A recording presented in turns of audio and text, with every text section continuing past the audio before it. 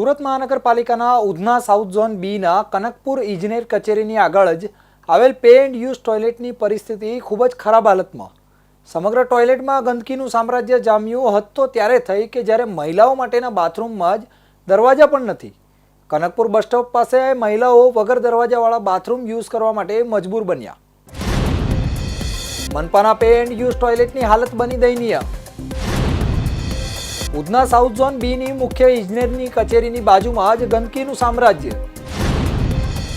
પુરુષ ટોયલેટમાં અસહ્ય ગંદકી તો મહિલા ટોયલેટમાં દરવાજાનો જ અભાવ.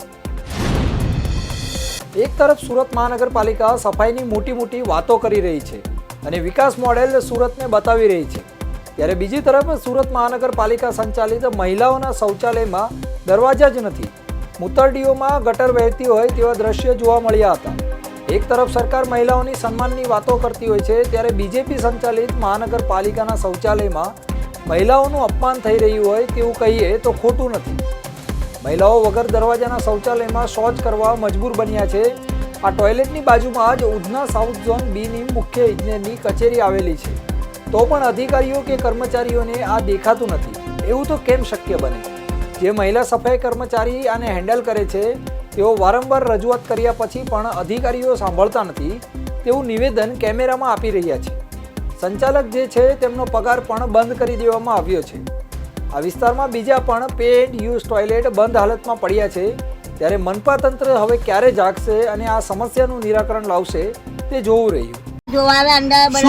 શું કીધું માસી? તમને પગાર નહીં મળ્યા? ના નહીં, એ બંધ કરી દીધું. કેટલા વર્ષ તોડવાના છે. આ નવું બંધાય છે દવાખાનું, તો દવાખાનું બંધ, શૌચાલય કેમ? પણ હવે અમે શું કરીએ? ત્યાંથી આ ગટની ગંદકી છે, સફાઈ કેમ નહીં કરતા? મંગળસરા થી કાગળ આવ્યું. તમે સાચું નહીં માનો, તમારી છોકરી તમે લઈ જાઓ, આટલું મોટું કાગળ આવ્યું. તે માથે એવું કે જે 5 રૂપિયા મળે તે લેવાના અને સફાઈ કરવાની. પણ આમાં તો લેડી બાથરૂમમાં દરવાજા નથી. મેં શું કરું? તમે કીધું નહીં એસએમસી વાળાને? મેં શું કા કેવું? દરવાજા નથી તો કીધું કેમ નહીં? ના મેં ના કેવું. મને તારે શું પડી? તારે કામ કરવું તો કર, ના કરવું તો કઈ ને એવું કે તો પછી મેં શું કરું? તો દરવાજા વગર લેડીઝ કેતા બેસી શકે બાથરૂમમાં? શું કરું? મેં શું કરું સાહેબ? ખુલ્લામાં લેડીઝે બાથરૂમ કરવાનું જતા ચાલે, જવાવાળા જાય, ના જાય તો હાંડી ઊભી રહું. શું કરું? તો પછી એ લોકો સાંભળે નહીં તો મેં શું કરું? બોલો સાહેબ, તમે કહો, મને કહો. મને કઈ પગાર પાણી નહીં મળતો. 5-6 મહિનાથી બંધ કરી દીધું. તમે સાચું ના માનો તો એ કાગળી અમારી છોકરી પાસે શંકર ભગવાન. શું નામ છે તમારું? હા, તમારું નામ શું છે? મારું નામ મંજુ. મંજુબેન. હા.